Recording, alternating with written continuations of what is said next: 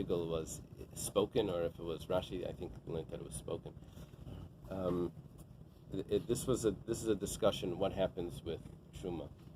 Does the truma acquire, change the status with thought, or does it just exempt everything else? Is it just separated, but it doesn't become holy? Or does your thought actually make it holy? It's a discussion the Rebbe and his father, where the Rebbe's father said that it's just separated, and the Rebbe said, no, it actually becomes holy with just thought. It's in the letters between the Rebbe and his father. So, but it's based on how to learn a Rashi somewhere, and but if we would say that truma works with thought, then we could say that there's a difference here, because truma is with thought, and temurah is with the speech. Maybe speech is more of an action. I don't know if that's really an answer. I don't know. Okay, so the Gemara has a question. What's the difference, temurah and separating truma before the bikurim out of order? Amar Rabavin, Shani Hasam Delav Shenetik Lesehu. Over there it's different, because it's a lav Shenetik Leseh. That means that it's a negative prohibition that's followed up with a positive command of what you should do if you did this wrong. What should you do if you took your truma before the bikurim? Diksiv, it says, Mikol Meiser Seichem Terimu. From all your meisers, or Mikol Matnei Seichem, from all your gifts you should take truma, which means that if you did it wrong, you go back and you do it correctly. So because I have the follow-up positive command of what you do afterwards, it's called a lav hanitik lesei, a lav that's connected to a positive command. So there's no malchus on that. The way you can understand this is like this. Someone does something wrong. He violates a negative prohibition. Thou shalt not do something. And he went ahead and he did it. So you should get malchus. But over here it says that if you did something wrong, the way you correct it is the following. Why should you get malchus? Just go correct it. And he goes and corrects it. So he doesn't need malchus there, because the Torah says what to do if you did that wrong. What to do if the error shows up there, click back, whatever, So there's a correction. That's a way of understanding a lav hanitik lesei. So the reason why by truma, according to Rabbi Yossi Bar Chanina, there's no malchus, is because there's a correction aspect. It says what to do. Yosef Rav Dimi v'kamala shmaita. Rav Dimi was sitting and he said these halachas. Amar le Abaya. He said this discussion. Abaya says to him, it's Rav Dimi.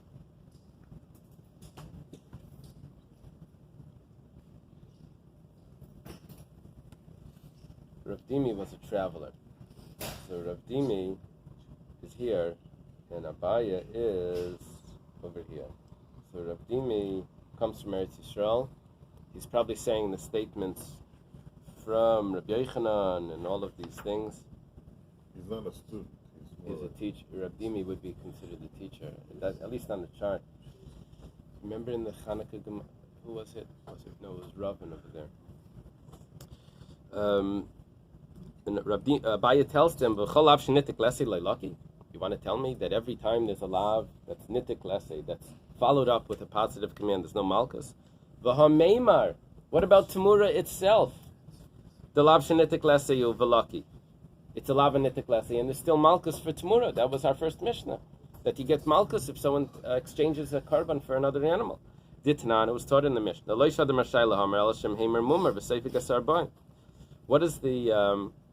What is the positive command that comes after? It says, "V'hayahu u'tmurasi yekaidesh," that the original animal and the exchange animal both of them are sanctified.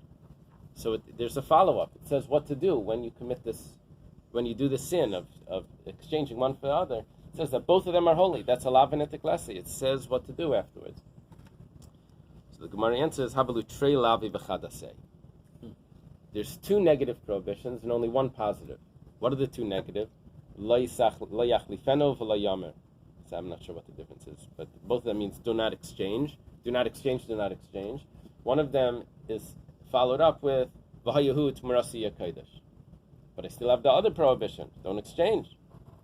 Don't exchange A. is still there. So Maybe the chalif is a physical action of changing. The yamir is to transfer something of value to the other. So here you're just exchanging it, but then you're actually taking the like kedusha. chalipin. Maybe. Okay. But I'm not going to have one positive command take off or correct two negative prohibitions. The Gemara says, 1 second. But what about an oines? That means if a girl is raped, so then the man that raped her has to stay married to her. The chad la v'chad say that this is a one negative and one positive. And the assay does not take off the prohibition, the negative prohibition. So the Tanya was taught in a Bais. We'll follow this through. We'll see what happens. Eines shekirish. Let's say the man that raped a girl goes ahead and divorces her. Now, he took her against her will. Yeah. So he wasn't allowed to divorce her, and he did divorce her. So what's the rule? So Im Yisrael, who if he's a regular Jew, he's allowed to remarry his divorced wife, his second wife. So he marries her back. Machzer, he marries her back. The Ein Alaykin, there's no malchus. Why? It's a lavanete klase. The Im Kayin who, but if he's a Kayin, he's not allowed to marry a woman that he divorced. He can't marry it, or any divorcee he can't marry. So then Loikev Ein Machzer. So he gets malchus, and he can't marry her back.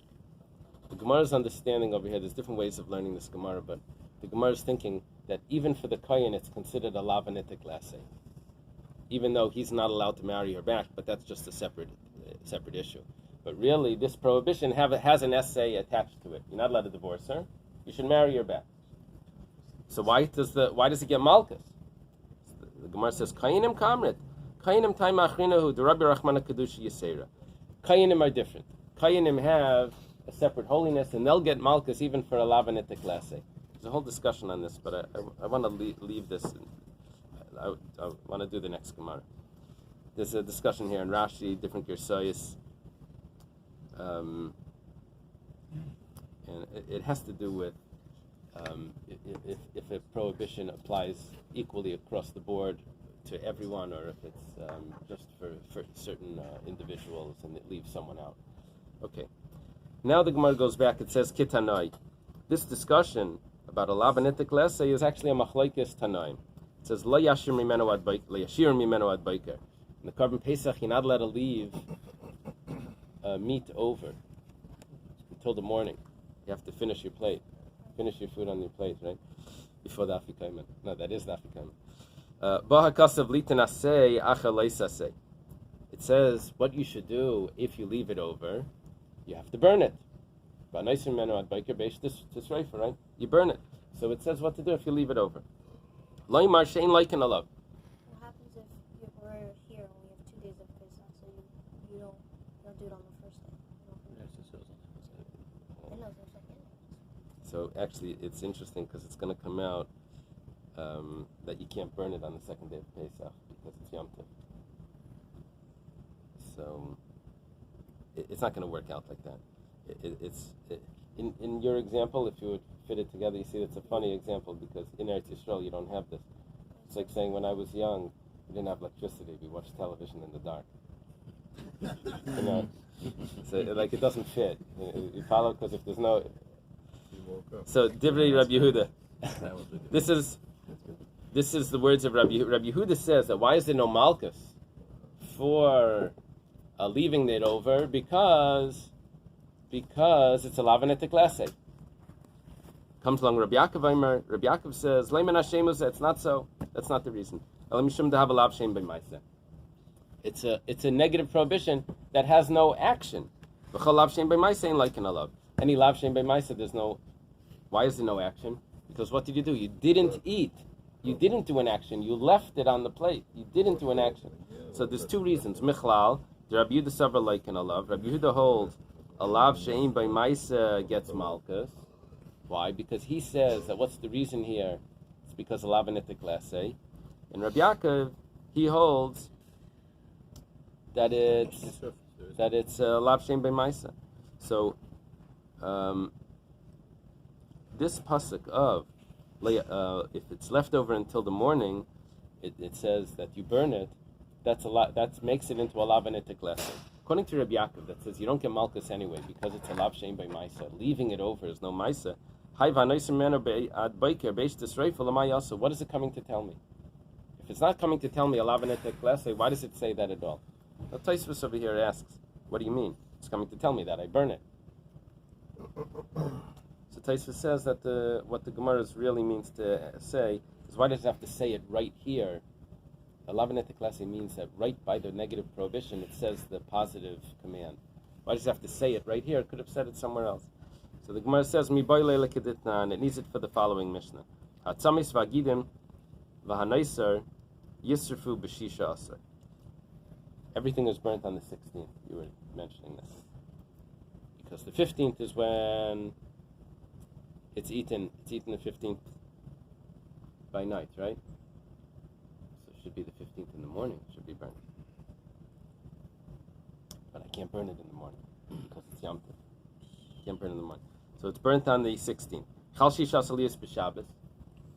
Let's say it doesn't work out like this in our calendar, but let's say the 16th is Shabbos because Erev Pesach was Friday. This we don't have, but then they could have had it. So Yisrfu b'Shivas, you have to burn on the 17th. Because he can't push off Shabbos to burn the kachim that were iber geblieben that were left over, right? Amar Chizkiya says, "V'chein Tana de Chizkiya was also taught in his yeshiva. My time Amar Karav Anaiser Mimeno Ad Baiker Beish Tisreifu. V'Akas Litin Baiker Sheina Lisreifa." So the pasuk is coming to tell me that you can burn it the next morning also if you can't burn it the first morning. Okay. So according to Rabbi Yaakov, I have what to do with this pasuk. Basically, we have a machlekes here. If lav shein by Maisa gets malchus, where Rabbi Yaakov says that it doesn't, and Rabbi Yehuda says that it would get malchus. And over here, the reason why there's no malchus is because it's a lav anitik lesei. There's another reason. And did we have Rabbi Yehuda before, where we said that our Mishnah goes. Who does this go like? Our Mishnah is Rabbi Yehuda that says you get malchus for a lav shein by Maisa. We said 1 second, we can't go with Rabbi Yehuda. We said that Yoirish. We said no, it goes like one and not like the other. Anyway, Rabbi Yehuda's opinion is lav shein by Maisa gets malchus, and Rabbi Yaakov's opinion is that a lav shein by Maisa does not get malchus. Okay, let's leave it here. The next one is very it's a fundamental It takes us through a few blot. It's one of the most classic machlokes in the world. It's like a Beis Shammai.